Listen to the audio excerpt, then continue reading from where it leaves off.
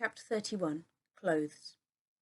It was nice being back in Charlie's house. Everything looked exactly as I remembered. "Have you got anything to eat? I'm starving," I said as I took off my trainers.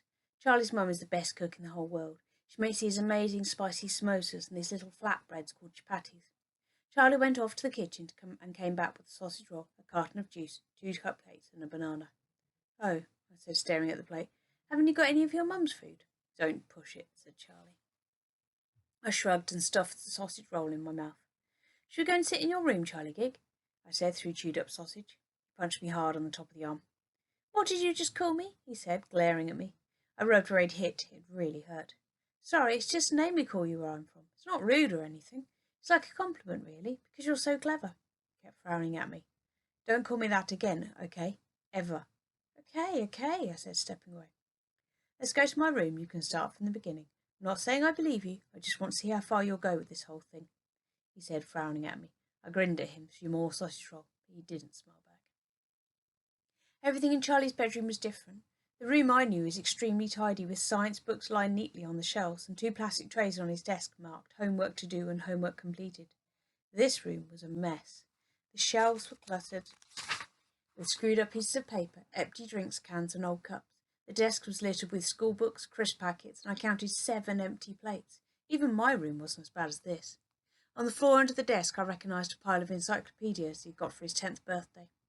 I remember at the time I said maybe he could take them back to the shop and swap them for something better, but he told me he'd actually asked for them. I gave him a lot of stick about that, but now, seeing them covered with a thick layer of dust, I just felt sad. I sat on the edge of his bed and began to tell him about Reg and the old cabinet and the carved wooden egg full of strange things. I told him about the piece of sail from the spooky ship, the piece of Amundsen's glove, and Amelia Earhart's handkerchief. "There was something else too," I said, sucking the straw in the carton of orange.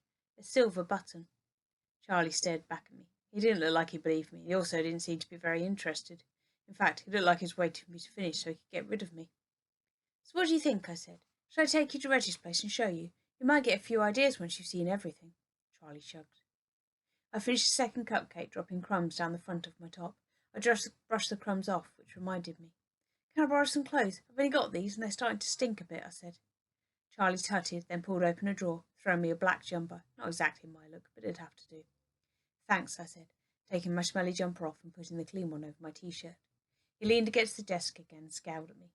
"I'm not saying I believe you, but if I did, what else is different?" he said. "You said I'm smart. What else?"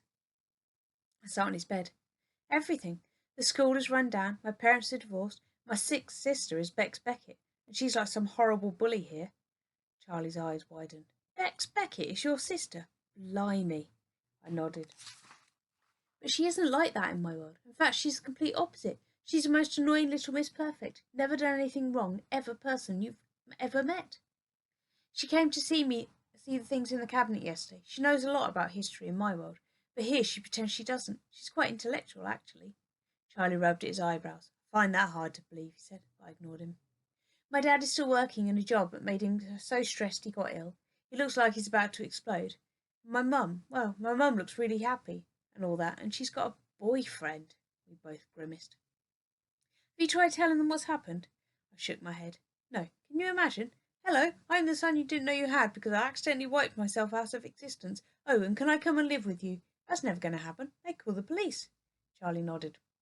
"Also," I said, trying to keep my voice from cracking, "in my life I had a dog called Monster, a beagle. I saved him from being run over, and now I can't find him anywhere." Charlie nodded. "Yeah, that'll be because he's dead."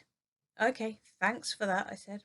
Charlie shrugged. "Sorry, Maxwell. If you weren't there to save him, he won't be alive, will he? Monster's gone. Everything you did in your world won't have been done here." At least it sounded like he was starting to believe me. "So, shall we go to see the cabinet?" I said. "I really think you're going to be able to help me with that big brain of yours, you know." Charlie stood up. "Okay, but I told you, lay off with all this big brain stuff, okay? It's like you said, things are different here."